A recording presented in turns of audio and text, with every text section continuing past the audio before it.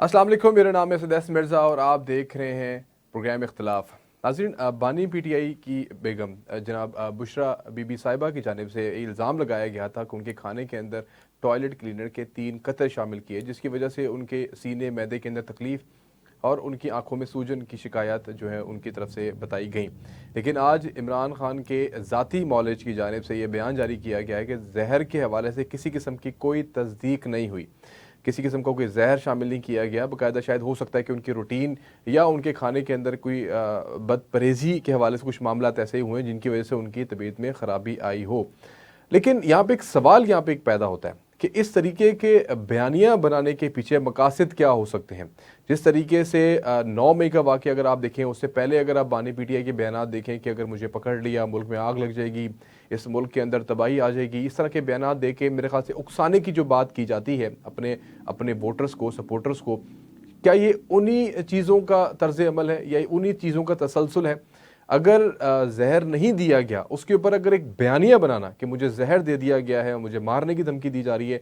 बानी पीटीआई ने अदालत के अंदर ये बैठ के ये बात की कि मेरी बीवी को जान से मारने की कोशिश की जा रही है। जब इस तरह के बयानिए बनाए जाते हैं और खुदा न खास्ता कल को अगर कोई भी हादसा पेश आ सकता है, तो उसका ज़्यादा से ज़्यादा नुकसान पाकिस्तान को होगा और पाकिस्तान के इदारों को होगा। इसके पीछे मकासद क्या है?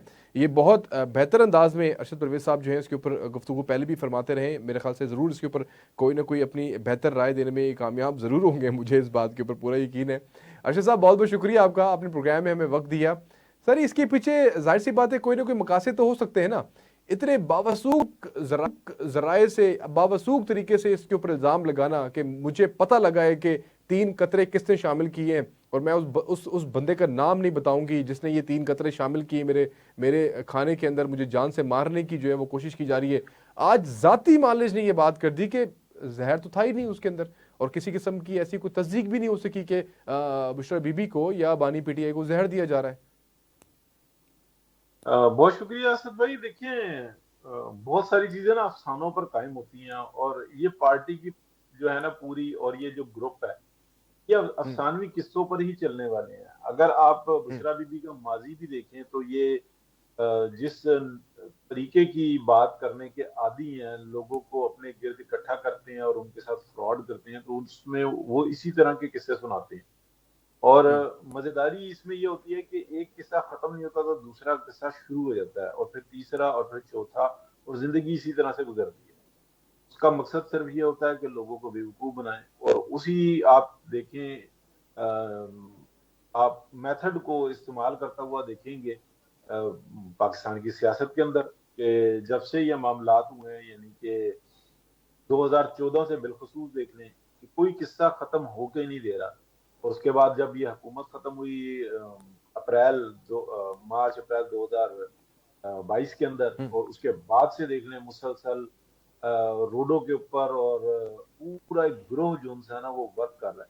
इसी तरीके से हम देखें कि जो पहला हिस्सा था उसके अंदर इमरान खान को जहर देने की साजिश बताई गई, और फिर उसके बाद जो है ना मुझे हार पैक के 3 कतरे दे दिए, और मैं सोर्स नहीं बताऊंगी, और मैं ये, तो डेफिनेटली अगर वो जेल के जिस यानी कि बेशक उनके घर को जेल करार दिया हुआ है, जहां पर हैं, तो उनके सोर्सेज इस तरह के मौजूद हैं, तो ये एक सवालिया निशान उठ खड़ा होता है। लेकिन बात ये है कि ये सारी किस्से कहानियां हैं, और वो इंगेज कर लेते हैं। और एक जो है मुसन्निफ हैं रोंडा ब्राइन की दो जी। तीन जो थी ना बड़ी मशहूर किताबें हैं, उसमें दी पावर देख लें, दी सीक्रेट देख लें, तो उसके अंदर सेम मेथड बताया गया है कि आप जेरे बहस रहें सिस्टम के अंदर, तो आपकी जीत है। वो भले हम्म। नेगेटिव हो, पॉजिटिव हो, मजाक उड़ाया जा रहा हो, कुछ भी हो। तो चार्ली चपलन देख लें कि वो भी एक बहुत बड़ा किरदार है, आज भी हम उसको देखते हैं। तो उसकी जितनी बातें हैं वो नॉन सीरियस हैं, लेकिन वो एक जी। बहुत बड़ा फनकार कहलाता है। तो ये जो बीबी ने जो किया है, इसके अंदर बहुत सारी चीजें हैं। अच्छा, ये इसका एक पहलू आ गया, लेकिन इसका दूसरा पहलू भी है जो बड़ा इंपॉर्टेंट है। जब ये किस्से कहानियां चलते हैं और ये मामला चलते हैं, तो इसका मतलब ये है कि रियासत जो सी है ना वो अपना सिस्टम ठीक नहीं चला रही। रियासत रियासत हम्म। की जो मशीनरी है वो इंतहाई कमजोर है, मफलूज है, और बिल्कुल जो सी है ना वो फंक्शन में नहीं है। अदरवाइज ऐसे लोगों को जो इल्जामात लगाएं और ऐसे सिस्टम के अंदर लगाएं, तो ये हम्म। तो वो स्टेट को ही फेल करार दे रही है ना। तो उनको हम्म। फौरी तौर पर जो है ना, अगर मेडिकली वो सेहतमंद साबित होते हैं, यानी कि उनका इल्जाम बोगस है, तो फिर उनको हम्म। साइकोलॉजिस्ट से जो है ना रुजू कर लेना चाहिए, और उनका जो राब्ता है पब्लिक से वो बिल्कुल खत्म कर देना चाहिए, क्योंकि वो बहुत जो है ना खतरनाक होते हैं माशरे के लिए। अर्शद तो मैं साहब, ये ये जो जहर वाला मामला है, सियासतदानों को जहर देने वाली जो गुफ्तगू हो रही है इस वक्त मीडिया के ऊपर, आपको पता है कि इसका एक बहुत बड़ी वजह है नवाज शरीफ के मुल्क से बाहर जाने की। जिस तरीके से आपको पता है कि नैब जेल के अंदर एक इतलात आई कि नवाज शरीफ को जो है वो जहर देने की इतलात हैं, और उनके खाने के अंदर एक बहुत बड़ी मिकदार में कुछ मखसूस जहर पाया गया, जिसकी वजह से उनके प्लेटलेट्स बहुत बुरी तरीके से गिर गए थे। रिपोर्ट्स पेश की गई, शौकत खानम के डॉक्टर्स ने मेडिकल बोर्ड बनाया, उस वक्त के जो वज़ीर सेहत थी डॉक्टर यास्मीन राशिद, उनकी निगरानी में एक बोर्ड बनाया गया, और ये बात साबित हुई कि कोई ममनू अशिया उनके ब्लड में शामिल की गई है या उनके खाने में शामिल की गई। उसकी बेसिस के ऊपर उनको फिर मुल्क से बाहर जाने दिया। आप समझते हैं कि ऐसा तो कोई मामला ज़ेरे गर्दिश तो नहीं है कि शायद आने वाले वक्त के अंदर हमें कोई जहर की इतलात मिले, या इस तरह को कोई कुछ भी हो सकता है, जाहिर सी बात है पाकिस्तान में अगर किसी ने बाहर जाना है तो कोई ना कोई मामला देखे जा सकते हैं, या माजी में किसी की कोई मिसाल को लेते हुए भी बाहर जाया जा सकता है। तो आप क्या समझते हैं कि इसलिए ये इस मामले के ऊपर ज़्यादा जोर दिया जा रहा है? ये बिल्कुल इस बात को समझना होगा कि ये है क्या। हम्म। अगर आप मेरे व्लॉग्स देखें, तो मैं जब से इमरान खान की हुकूमत गई है, इससे पहले से ये बात बिल्कुल वाजे कर दी गई थी कि आप मुल्क से बाहर नहीं जा सकते। उसकी हम्म। एक वजह है, क्योंकि इमरान खान की भी जितनी अगर आप जद्दोजहद देखें ना, पार्टी को छोड़ दें किस पार्टी से कौन किसका फेवरेट है, तो वो सारी अफसानवी किस्सों के ऊपर है, तो इल्जामात के ऊपर है, किसी को भी झूठा करार देना, गद्दार करार देना, और के लिए खतरा करार दे देना। ये तमाम हम्म। चीजें जो उनसी है ना, ये उनका खासा है, और उसके अंदर वो कामयाब है। वजह ये है कि तमाम के तमाम ऑर्गन्स उनके साथ काम कर रहे थे। उसमें मीडिया भी था, उसमें जुडिशियल सिस्टम भी था, उसके अंदर आप ब्यूरोक्रेसी भी थी, उसके अंदर आप पॉलिटिकल सिस्टम भी जो था ना उनको फेवर दे रहा था। खाद परस्ती कह लें, जो कुछ मर्जी कह लें, पॉपुलर वो उनको बना दिया गया, इजाद दहिंदा उनको हम्म। यकीन दिला दिया गया वहां। तो ये सिस्टम चल रहा था। उसके बाद जो है ना, अ, बहुत सारे ग्रुप्स में ये बात बताई गई कि अगर ये मुल्क से बाहर जाते हैं, तो ये हो सकता है किसी फिरके का नहीं, बल्कि किसी मजहब का जो है ना ये एक लिबादा ओढ़ लें, और इस वक्त में इनके जिस तरीके के फॉलोअर्स हैं, पूरी दुनिया के लिए एक मसला बन जाए। इस वक्त में भी अगर आप देखें, तो किस स्टेजेस से उनके तो आप जो, समझ रहे हैं कि कोई कोई दूसरा मुल्क भी एक्सेप्ट करने के लिए तैयार नहीं है, नहीं नहीं नहीं नहीं नहीं, पनाह देने के लिए तैयार ये नहीं है? नहीं नहीं नहीं, मुल्क तो सारे एक्सेप्ट करने के लिए तैयार हैं, लेकिन पाकिस्तान की हम्म। रियासत जो है ना, वो देने के लिए तैयार नहीं है। लेकिन बहुत सारे ममालिक इस मामले के अंदर, यानी कि मिक्स है ये मामला। मैं अब अगर नाम लूंगा ना, तो फिर वो मसला बन जाएगा। हाँ, इनको लंदन में कोई मसला नहीं है, अमेरिका में कोई मसला नहीं है, ऑस्ट्रेलिया, यानी कि इन ममालिक के अंदर वो तो ये चाहते हैं कि इस तरह के ग्रोह बने और तकसीम की बात पैदा हो। तो ये तो एक तमाशा लगा देने वाली है बात है ना। अगर आप कहते हैं तो हम्म। मैं नाम लेके बता देता हूँ कि 3 ग्रोह तो जो है ना इस वक्त में चल रहे हैं, बड़े मशहूर हैं, जो फंड इकट्ठे करते हैं और बैठे हुए जो है ना तकारीर करते रहते हैं, हर जुमे को भी शुरू हो जाते हैं और वैसे भी शुरू हो जाते हैं, और लोगों को गुमराह किए हुए होते हैं। तो इसी तरह का ये एक जो है ना, अगर आप कह लें कि जमात के तौर पे जो है ना ये काम कर रहा है, तो जब उनको एंड नजर आया, तो इस वक्त के अंदर भी, मतलब मैं बिल्कुल आज से मैंने तकरीबन 4 या 5 माह पहले जो है ना ये खबर दी थी। हाँ, ये कुछ दिन पहले, 3-4 दिन पहले भी सर्कल की कि इमरान खान साहब की जो कैफियत है वो इस तरह की है जेल के अंदर, कि अचानक से बैठे हुए या खड़े होकर वो ये कहते हैं कि हाँ तुम ऐसा करो कि तुम ये काम करके आओ और इधर आओ तुम। उनको मैंने ये बात कही थी, क्या कहा उसने, अच्छा फिर तुम जाओ उसके पास दोबारा और उसको यूं समझाओ और यूं। ये दीवारों से बातें हम्म। करते हैं, ये ख्यालाती जो है ना ये बातें करते हैं, और इस बात को पोशीदा रखा गया है, क्योंकि जेल जो है ना, वहां पर जेल के अंदर जो भी इस तरह के मामला हो रहे थे ना, उनको बाहर नहीं लाया जाता। जो हम्म। कैदी होते हैं, जो इनको स्पेशली जिनको सजाए मौत हो जाती है, उनके ऊपर तो ये काफियत हम्म। होती है, लेकिन खान साहब के ऊपर ये काफियत बहुत ज्यादा है।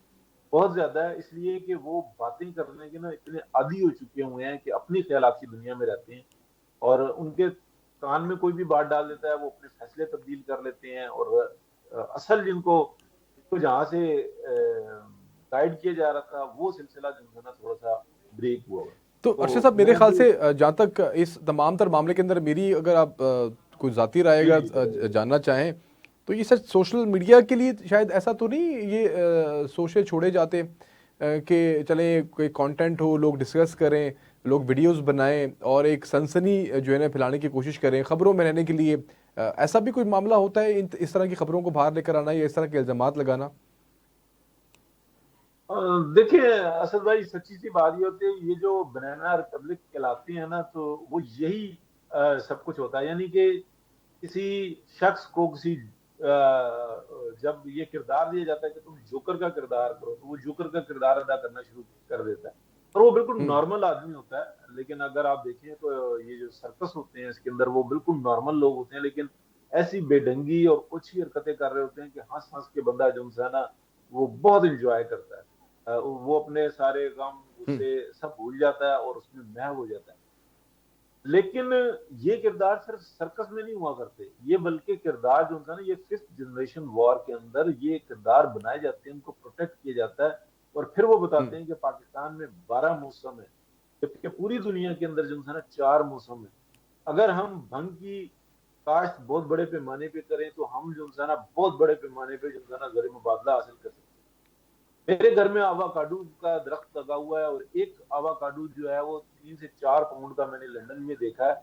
अगर हम आवाकाडू की पूरे पाकिस्तान में काश्त कर दें तो इतना जबरदस्त ज़र मुबादला हम हासिल कर सकते हैं जिसका हम शुमार नहीं कर सकते। अगर हम ये एलोवेरा जो है उसकी काश्त करें और उसको हम एक्सपोर्ट करें तो हम कर सकते हैं। हम बेरी का शहद जो है ना एक्सपोर्ट कर सकते हैं।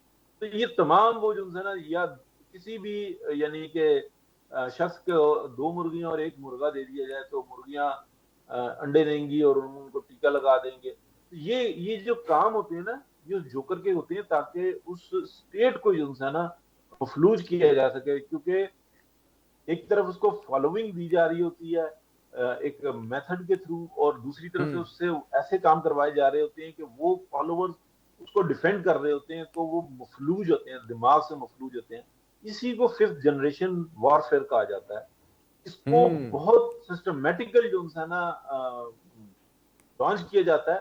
तो पाकिस्तान के अंदर क्योंकि बहुत शर्म से ये बात कहनी पड़ती है, जो ताकतवर लोग हैं ना वो करप्शन में मुलविस रहे हैं किसी ना किसी तरीके से, और उनके मफादात जो है ना उन लोगों के साथ अटैच हैं कि जहां पर उन्होंने अपना माल रखा हुआ है, जहां पे वो अपने बच्चों के मुस्तकबिल देखते हैं, जहां पे उनके बच्चों के की तालीम का मसला है, और वो अपने बच्चों को महफूज समझते हैं, और पाकिस्तान के अंदर रह के फिर वो बेचारे कमजोर पड़ जाते हैं, वो ऐसा कोई एक्शन नहीं ले सकते, तो फिर वो मुज़ाकरात ही, और उनको एक नया तमाशा लगा हुआ होता है। नहीं, ऐसा ये बात बिल्कुल कोई आपकी दुरुस्त है कि जिस तरीके से ये बयान कल जारी किया गया था बुशरा बीबी की जानिब से, उसके बाद सोशल मीडिया के ऊपर जिस तरीके से इदारों के खिलाफ ट्रोलिंग की गई और उनको तहकीकात होने से पहले ही कसूरवार ठहरा दिया गया, और एक नैरेटिव तो बिल्ड करने में कामयाब हो जाते हैं इस तरह के बयान देने से, लेकिन क्या आज तस्दीक होने के बाद क्या कौम से माफ़ी भी मांगी जाएगी? एक माफ़ीनामा तो मेरे ख्याल से लिखवा के जो है ना वो कौम को दिखाने की ज़रूरत है कि देखें आपने एक इल्ज़ाम लगाया था कि मुझे जहर दे के मारने की कोशिश की जा रही है, लेकिन ऐसी किसी किस्म की कोई तस्दीक नहीं हो सकी। अगर एक महज़ब मुल्कों की तो तारीख हमें यही बताती है, उनका कानून तो हमें यही बताता है कि अगर रियासत के ऊपर इतने बड़े इल्ज़ाम लगाए जाएँ और वो साबित ना हो और उनके ज़ाती मौलिज अगर ये तस्दीक कर दें तो वहाँ पर तो बाकायदा माफ़िया भी मांगी जाती है और बड़े भारी जुर्माने भी होते हैं इस तरह की बातों के ऊपर। लेकिन चलें हम ख़त के ऊपर बात करते हैं। एक ख़त का सिलसिला तो शुरू हुआ अरशद साहब, आपको पता है आपने बड़ी ज़बरदस्त गुफ्तगू भी फरमाई थी उस दिन हमारे इस प्रोग्राम के अंदर, लेकिन आज एक अलग किस्म के ख़तों के बारे में वज़ीर आज़म ने भी एक्शन ले लिया है। मतलब आला सतह का एक ये मामला बन चुका है इस वक्त। कल तक तो वज़ीर आज़म की नोटिस में ये चीज़ें थी लेकिन उन्होंने इसके ऊपर कोई बयान जारी नहीं किया। आज उन्होंने कहा कि सख्ती से इसके ऊपर जो है हम लोग फैसला भी करेंगे और इसकी तहकीकात का भी हुक्म दे दिया है। सर ये क्या चंद ख़त हैं लाहौर हाई कोर्ट के जजेस को मिलते हैं, उसके अंदर कुछ पाउडर मौजूद होता है, और सुप्रीम कोर्ट के जजेस को मिलते हैं उसके अंदर भी पाउडर होता है, उसके अंदर स्केलेटन की तस्वीर बनी हुई होती है, कुछ अशकाल बनी हुई होती हैं मौत के हवाले से सिलसिले की चीज़ों को लेके। आप क्या समझते हैं ये धमकी आमेज खत किसने लिखे होंगे, कहाँ से आए होंगे? अभी एक तहकीक के हवाले से कुछ सीटीडीज पे तहकीकात कर रही थी, मैं आपके इल्म में भी लाना चाहूँगा कि जिन लेटर बॉक्स के अंदर ये खत डाले गए और जहाँ से फिर ये अदालतों में पहुंचे, उसके इर्द गिर्द जो सीसीटीवी कैमरे थे वो भी काम नहीं कर रहे थे, वो भी नकारा थे। तो जो खत भेजने वाला था वो भी पूरी प्लानिंग के तहत काम कर रहा था कि जिस लेटर बॉक्स में मैंने ये खत डालने हैं उसके इर्द गिर्द के सीसीटीवी कैमरे काम कर रहे हैं या नहीं कर रहे। क्या ये कोई शरारत हो सकती है, किसी ने कोई अप्रैल फूल मनाया है जजेस के साथ? इसके पीछे मकासद क्या हो सकते हैं? क्या हमें तारीख में या दुनिया की किसी हिस्ट्री में इस तरह की कोई मामलात मिलते हैं कि खत के अंदर इस तरह की कोई मवाद डाल के, पाउडर डाल के, अभी तहकीकात होनी है कि वो पाउडर क्या था, वो फोरेंसिक लैब में चला गया है, लेकिन ये पीछे मकासद क्या हो सकते हैं? ये क्या मतलब कोई शैतानी खेल है किसी का? आपकी क्या राय है इसके ऊपर?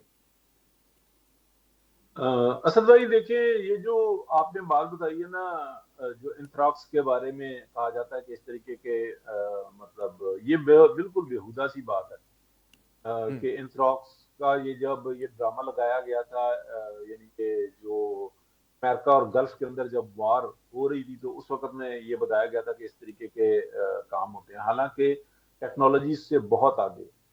और हम्म। मैंने इसके ऊपर पूरा व्लॉग भी किया हुआ है कि जहर क्या है, और मेरे पास काफी इंफॉर्मेशन है क्योंकि ये मेरी फील्ड से ना थोड़ा सा मिलता जुलता ये काम है। तो इन जहरों के बारे में ना मैं नाम नहीं लूंगा, थोड़ा सा इल्म है कि ये किस तरीके से वर्क करता है। तो ये तो बिल्कुल हम्म। बकवास है कि हार्पेट के कतरे डालना और ये सब कुछ, ये तो इल्जामात है। ये तो आप कह लें कि प्रोपेगेंडे का और लोगों को मुतवज्जो करने का एक तरीका हो सकता है।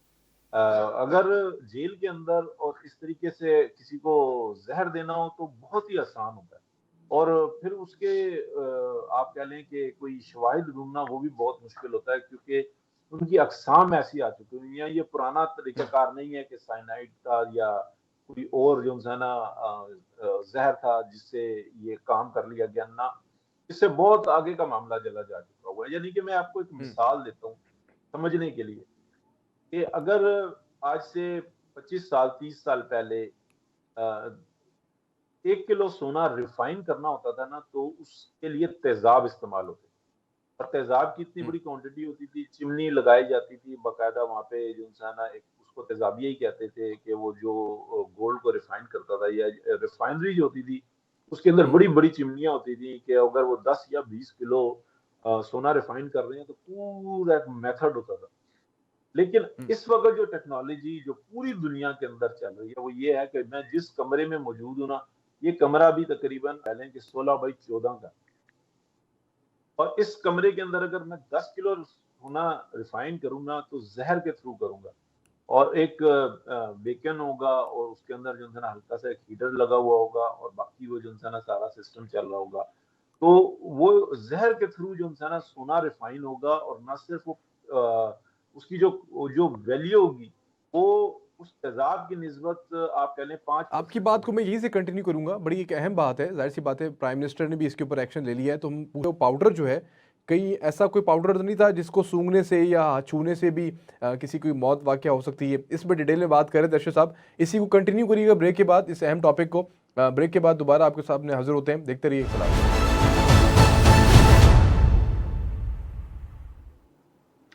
वेलकम बैक जी। अरशद परवेज साहब, आप बताएं सर, ये जो पाउडर है, आपको लगता है कि इसको सूंघने से, हाथ लगाने से किसी की कोई तबीयत ख़राब हो सकती है? कोई किसी की जानलेवा ये मामला जो है वो रूनुमा हो सकता है? इसमें इस तरह के कोई मामला आपको नज़र आते हैं, या आप समझते हैं कि फोरेंसिक में अगर ये चीज़ जाएगी तो वहाँ पे इस किस्म की किसी किस्म की कोई चीज़ सामने नहीं आ सकती? मतलब हो सकता है ये टैल्कम पाउडर हो सकता है ये बेकिंग सोडा हो, क्योंकि वाइट पाउडर है, वाइट पाउडर में तो हम इन्हीं चीज़ों के नाम ले सकते हैं। तो आपकी इस पे तहकीकात क्या है कि ऐसी कोई चीज़ मौजूद है कि जिसकी जो ख़तरे का बायस हो?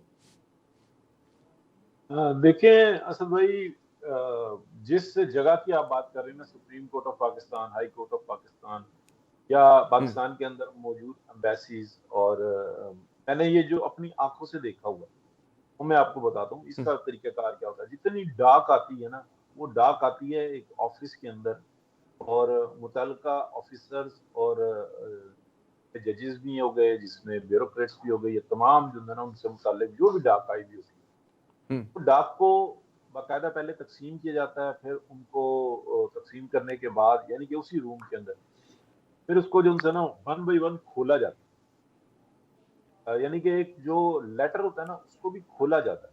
खोलने के बाद उसको हम्म। पढ़ा नहीं जाता। वो जो काम कर रहा होता है ना उसकी प्रैक्टिस ऐसी होती है। और वो जिस जगह पर ये सब कुछ हो रहा होता है ना तो वहां पर बाकायदा एक मशीन होती है। और जो यानी कि आपको बताऊं कि जैसे कि ये कार्ड है और ये लेटर है, हम्म। उस मशीन में डाला जाता है और वो मशीन उसी वक्त बता देती है कि इसके अंदर कोई कुछ चीज तो नहीं है। और ये हम्म। बिल्कुल नॉर्मल मेथड है। यानी कि ये जब बहुत अहम बात की आपने। हाँ, जैसे मैं अभी क्लब 21 में, जिसको हम पाकिस्तान के अंदर इस्लामाबाद में फ्रेंच क्लब भी कहते हैं, या अमेरिकन क्लब में जाता था, तो सब मेथड ऐसे ही होता था। इसी तरीके से जब उनकी डाक वगैरह आ रही होती थी तो वो भी ऐसे ही चेक कर रहे थे। तो ये ओपनली हो रहा होता है कि ऐसा नहीं है कि मैं कोई ऐसी कोई साइंस बता रहा हूँ कि जो बिल्कुल पोशीदा है। ये सामने हो रहा होता है। हम्म। तो ये जो भेजने वाले लेटर और इस तरह के लेटर के उसके ऊपर अशकाल बना के, तो इसका मतलब ये है कि ये एक पब्लिसिटी स्टंट है जिसको प्ले किया गया। एक बात। हम्म। दूसरी बात ये है कि जिन जहर के बारे में मैंने आपको बताया था, ये जब एक हमारे बड़े अच्छे हामिद मीर साहब हैं, उन्होंने बताया था कि शूज के अंदर जो ना उनको बताया गया ये सब कुछ क्या है, तो उसके जी ऊपर बिल्कुल, पहले कोई चीज़ रख दे तो पूरा बंदा मर ब्लॉग जाता है एक किया महीने गया। बाद। तो वो होता क्या है उसका भी मैं आपको मुख्तसरन बताता हूँ। कि होता यह है कि जैसे 8 या 10 लोग हैं, उनमें से एक बंदा टारगेट है और बहुत एक्सपेंसिव होता है ये और बाकायदा जो है ना एक ट्रेन लोगों से ये किया जाता है। तो वहां पर कोई एक ऐसी चीज होगी, आएगी, जैसे न्यूज़पेपर है या कुछ है, जिसके जो सबके हाथ में लगेगी या वो खाई चीज जाएगी, तो वो एक हिस्सा होगा उसका जहर।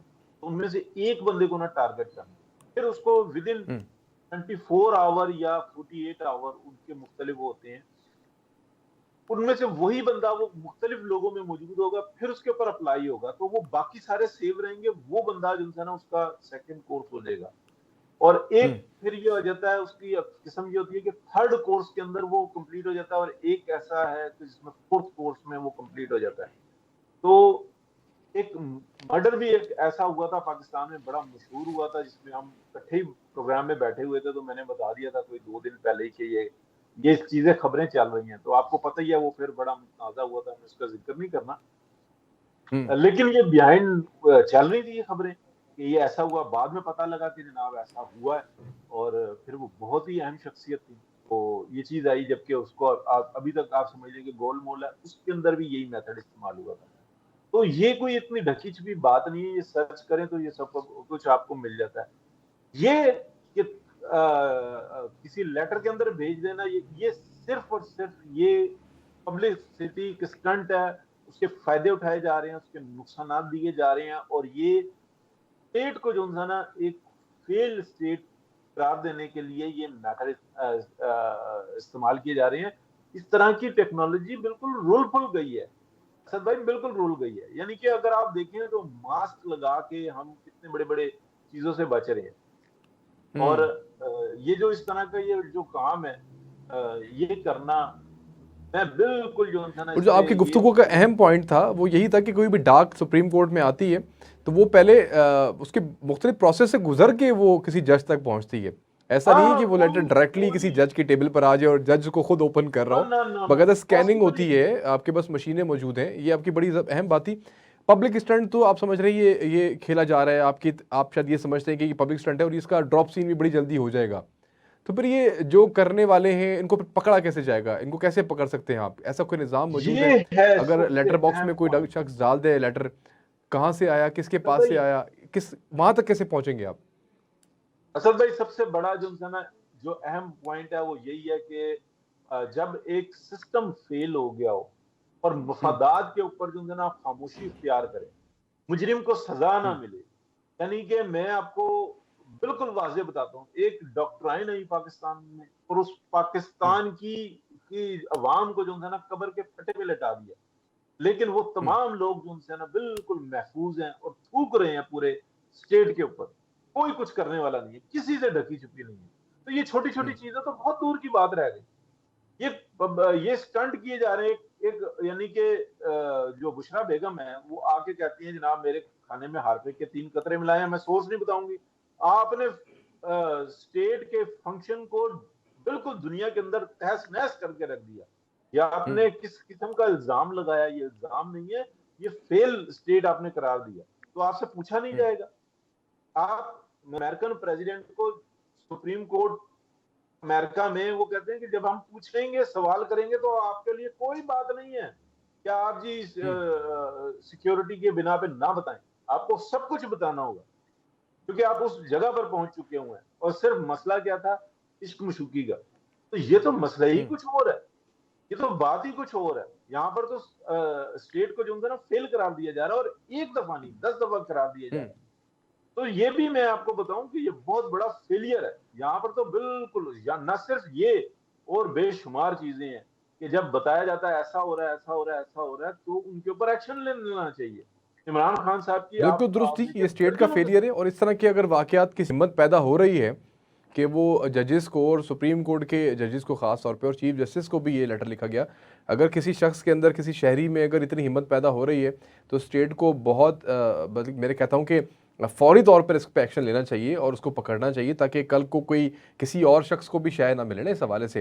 किसी और के अंदर भी हिम्मत पैदा हो सकती है कि अगर फलां ने कोई काम कर दिया या किसी और ने इस तरह का काम कर दिया तो इससे ज़्यादा बढ़कर भी कोई आगे इससे आगे अमल के अंदर जो है वो दोहराए ना इसको, इसमें संगीनी पैदा ना करे अपने इस अमल के अंदर। जाहिर सी बात है ये मामला संगीन है, अगर इस तरह के लेटर किसी में अगर इतनी हिम्मत पैदा हो रही है कि हाई ऑफिशियल्स को थ्रेट लेटर ही क्यों ना जारी किए जा रहे हो, लेकिन ये मामला तशवीशनाक है। सर सियासी मामलों पर अगर हम आपसे कुछ आपकी राय लेना चाहें, बड़ी अहम है सर। क्या कोई ख़तरा है इस गवर्नमेंट को किसी किसी हवाले से, कोई परेशानी का बायस बन रही है चीज़ें? साइफर केस के अंदर आप देखें लग यही रहा है कि शायद ज़मानत मिलने के लिए जा रही है और केस जो है वो इस्लामाबाद हाई कोर्ट के अंदर मअतल होने जा रहा है। तोशाखाना का मामला, तोशाखाना केस ऑलरेडी मअतल हो चुका है, उसके ऊपर ज़मानत पर उनको रिहा कर दिया गया है। ले दे के एक निकाह वाला केस ही रह गया शायद बानी पीटीआई का। लग ऐसा ही रहा है जैसे आने वाले वक्त के अंदर वो रिहा होते नज़र आ रहे हैं। क्या ऐसा हो रहा है? इसके ऊपर भी ज़रा आप तबसरा कर दें। साथ साथ स्टॉक मार्केट है या आपके आईएमएफ के साथ मामलात हैं, माशी मामलात हैं, इन्फ्लेशन है, इसमें तो हुकूमत को बेहतरी मिल रही है ना, इसमें तो बेहतरी आ रही है मुसलसल। तो आप क्या समझते हैं कि हुकूमत का एक तरफ तो ट्रैक रिकॉर्ड बेहतर जा रहा है, अगर हम माशी मामलात देखें तो उसमें कदरें हमें चीज़ें अच्छी होती हुई नज़र आ रही हैं, लेकिन अगर आप सियासी मामलात देखें, अगर आप केसेस के बारे में चीज़ों को देखें तो वहाँ पे हुकूमत कुछ परेशान नज़र आ रही है। और आपके पास भी कुछ खबरें हैं, अगर आप हमसे शेयर करना चाहें तो ये हमारे लिए बायस फ़ख्र की बात होगी। असद भाई देखिए, जो कुछ इस वक्त में हमें हरा हरा नजर आ रहा है ना, वो ये वाजे है कि दुनिया की डिमांड थी कि पाकिस्तान के अंदर एक मुंतखब हुकूमत होनी चाहिए। हम्म। जैसे ही वो मुंतखब हुकूमत बनी है तो उसके बाद हमें बहुत सारा रिलैक्स नजर आ रहा है। मसलन आईएमएफ की डिमांड कुछ इसी तरह से थी और वो सबके लिए होती है। इसी तरीके से अगर हम देखें जितने क्लब्स हैं, लंदन क्लब हो गया, पेरिस क्लब हो गया, या अगर हम स्टेट्स की तरफ जाएं तो वहां पे भी जो है ना एक मुंतखब हुकूमत को जो है ना कानूनी तौर पे सराहा जाता है। तो वो हम्म। चीजें हमें नजर आ रही है। प्लस जो है ना अगर आप कहें कि ये जो हुकूमत बनाई गई है इसके अंदर आपस में बड़ी रस्साकशी नजर आती है।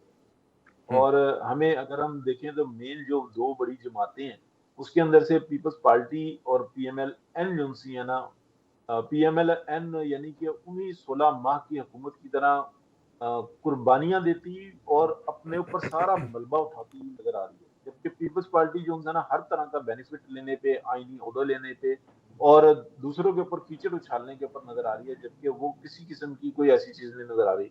इस वक्त मैं जो बात कर रहा हूँ की नहीं कर रहा, मैं एक हम्म। ऐसी बात कर रहा हूँ कि जिससे हमें बात समझने में आसानी होगी। तो ये जो सिस्टम है ना इस तरीके से चल नहीं सकता।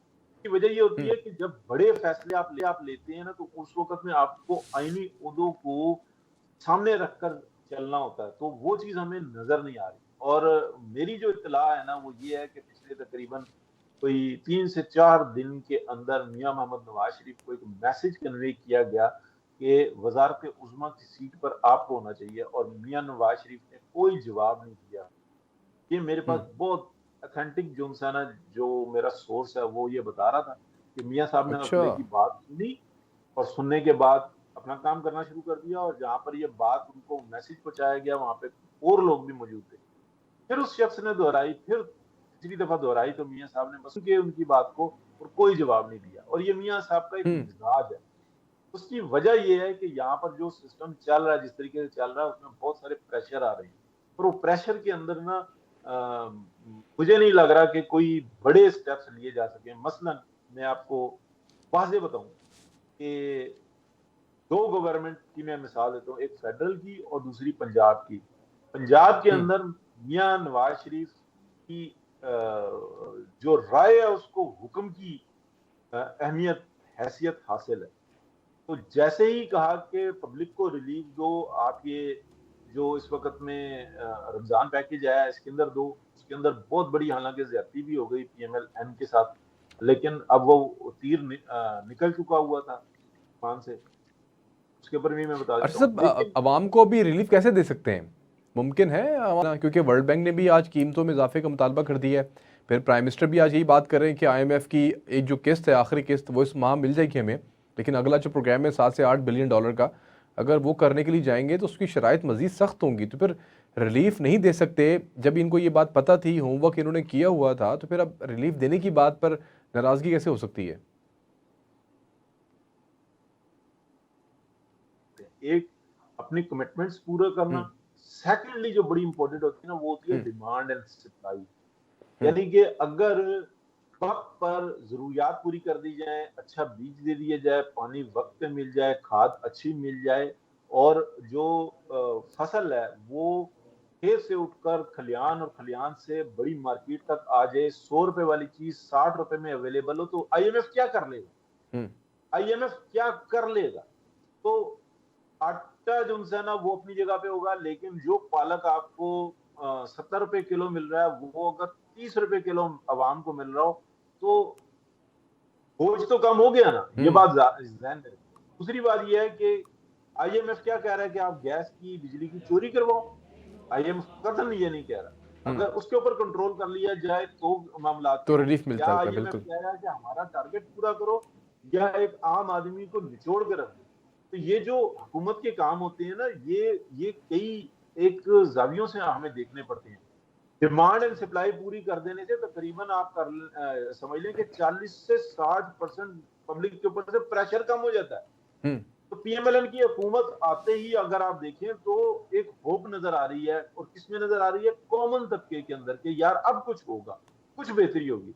अगर आप देखें, मैं सियासत की भी चले बात करूंगा, कि पिछला जो एक दौर था 3 साल और 7 माह का, जिसको इमरान खान की हुकूमत कहा जाता है, जिसको एक पेज की हुकूमत कहा जाता है, क्या हमें एग्जैक्टली मैं आपको बताता हूं कि जुलाई अगस्त 2021 के अंदर क्या हमें हुकूमती खजानों से गंदम चोरी होकर अफगानिस्तान जाने के केस नहीं मिले, और बिल्कुल। बाकायदा गंदम की शॉर्टेज नहीं हुई? उस बिल्कुल। वक्त में वो कौन सी डॉक्ट्राइन लड़ी हुई थी कि कोई बात करने वाला भी नहीं था, जबकि पूरा सोशल मीडिया भरा हुआ था कि यार ये देखो, ये रिपोर्ट करो, ये सरकारी गंदम चोरी हुई है। क्या आज तक उन लोगों को सजा मिली? नहीं मिली। ये भी बड़ी अहम बात है। क्यों ये डिमांड क्रिएट की गई थी? इसलिए कि जाती मुफादात थे। हुकूमत में बैठे हुए लोग अवाम को लूट रहे थे। तो सर, और अभी वो आप जो क्या ये समझते हैं कि मामला था, प्राइम मिनिस्टर शहबाज शरीफ के ऊपर किसी किस्म का कोई दबाव मौजूद है? आप समझते हैं कि ये कंटिन्यू कर पाएंगे ये 5 साल इन तमाम तरह हालात से, जिसका आप जिक्र कर रहे हैं कि शायद मुश्किलात कहीं इनको हवाले से आ रही हैं, तो ये कर पाएंगे, ये सुकून से निकाल पाएंगे, ये स्मूथ सेलिंग होगी इस गवर्नमेंट की? या आप समझते हैं कि 2-4 महीने या 6 महीने, साल, आप कितना टाइम दे रहे हैं? कहानियां तो बहुत सारे लोग करवा रहे हैं कि 6 महीने, साल शायद हुकूमत ही निकाल पाए। राणा सनाउल्लाह ने भी ये बात की कि 2 साल निकाल गए तो अगले 3 साल भी निकाल जाएंगे। आप क्या कहते हैं कि कोई परेशानी है, कोई आप समझते हैं अंदर खाते कुछ ऐसी चीज पक रही है?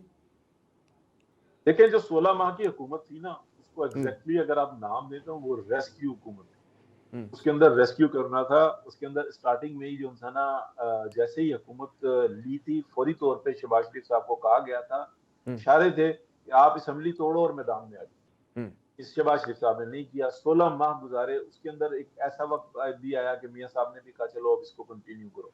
उसके बाद तो मुसीबत और ही बढ़ती चलेगी, इसलिए कि हम्म। स्टेट के ऑर्गन्स ही जो थे ना गवर्नमेंट के खिलाफ हुए हुए थे। अगर आप मीडिया को देख लें, वो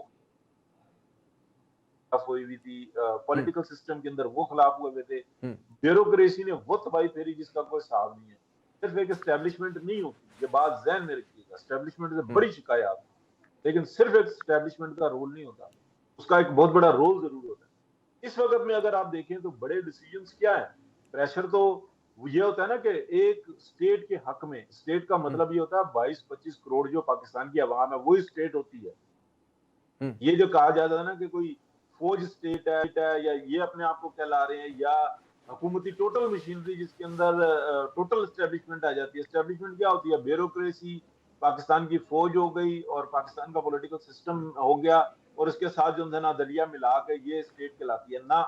ये स्टेट नहीं होती, ये स्टेट के ऑर्गन्स होते हैं, और स्टेट पाकिस्तान की आवाम ही होती है, जमहूर होती है। अच्छा साहब, शॉर्टली हमारे पास लास्ट 30 सेकंड बचे हैं हमारे पास, हमने प्रोग्राम की क्लोजिंग पे जाना है। तो आप क्या समझते हैं कि कोई एक मिनट शॉर्टली मुझे बताएं कि कितना टाइम है, आप कितना टाइम देते हैं इस गवर्नमेंट को?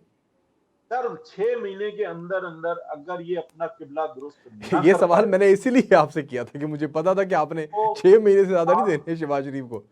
हाँ, डार साहब को भी जाता हुआ देखेंगे कि वो थोड़ा सा रेस्ट पे चले जाएंगे, और फिर आप बहुत अच्छा, बड़ी डार साहब तब्दीली आप कहते हैं देखेंगे। कि वो रेस्ट पे चले जाएंगे? हाँ, मीन्स वो अपना मदद जाहिर कर लेंगे ना, सेहत की वजह से, किसी भी वजह से, क्योंकि वो जिस नहीं, चीज को आप ये देख खबर रहे दे हैं। रहे हैं या आप तजिया पेश कर रहे हैं कि शायद वो कंफर्टेबल नहीं है फॉरेन मिनिस्ट्री से?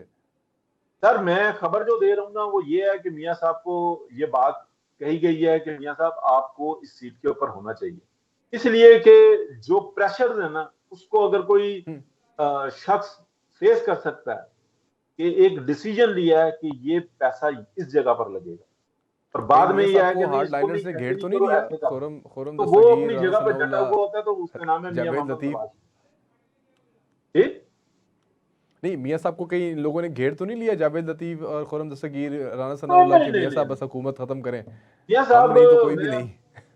पीएमएलएन के अंदर चले, बात तो ये है ना कि एक बहुत बड़ी डिबेट जारी है, जी। और जिसमें मियां साहब से कुछ छुप के बात नहीं कर रहा, मियां साहब के इल्म में ये सारी बात, और जितनी बड़ी ज्यादती इस स्टेट के साथ हुई है, जिस ऑर्गेनाइज तरीके से हुई है, और 8 फरवरी का जो इलेक्शन का रिजल्ट है, तो चले मैं आखिर में आपको बताऊं, अगर 9 मई को शादी हो, या सही वर्ड तो बस यह है लास्ट कि 30 सेकंड, 9, लास्ट 30 सेकंड, बस जी, प्रोग्राम क्लोज करना है 9 जी। मई को अगर प्रेगनेंसी हो, या आप उसको जी। शादी काउंट कर लें, तो जुलाई और अगस्त जी। 2 महीने 31 के आते हैं, और फिर 8 फरवरी को बच्चा पैदा होता है। तो इतना नालायक और गंदा बच्चा पैदा हुआ है जिसने पूरी सिस्टम की जो है ना चले, तबाही फेल हमने कर आखिर दी में है। थोड़ी सी मेडिकल टर्म्स के ये ऊपर भी ये बात कर ली। ये मेडिकल मौका टर्म्स के हवाले से जाहिर सी बात है, हमारा प्रोग्राम का आगाज़ भी इसी के ऊपर हुआ था। ये तकरीबन हमारे प्रोग्राम के कोई तीसरे गेस्ट हैं, 6 महीने से ज़्यादा इस हुकूमत को नहीं दिए। मेरी ज़ाती राय क्या है इसके ऊपर हम बात नहीं करते, लेकिन जो आज की अहम खबर है, बल्कि मैं कहूँगा कि हमारे इस चैनल के ऊपर एक ब्रेकिंग न्यूज़ भी है। उनके मुताबिक इसार डार साहब जो हैं उनका अब दिल नहीं लग रहा फॉरेन मिनिस्ट्री के साथ, तो वो आने वाले वक्त के अंदर कुछ भी बहाना बना के या कोई बीमारी का उज़र ज़ाहिर करके वजारत से इस्तीफ़ा भी दे सकते हैं। अंदरूनी मामलात क्या हैं उसके ऊपर भी हम बात करेंगे अगले प्रोग्राम के अंदर। तब तक हमें इजाज़त दीजिए। आप देख रहे थे प्रोग्राम इख्तलाफ। बहुत बहुत शुक्रिया आपका प्रोग्राम का देखने का, अपनी कीमती राय से आगाह करते रहा करें। देखते रहें वॉइस न्यूज़।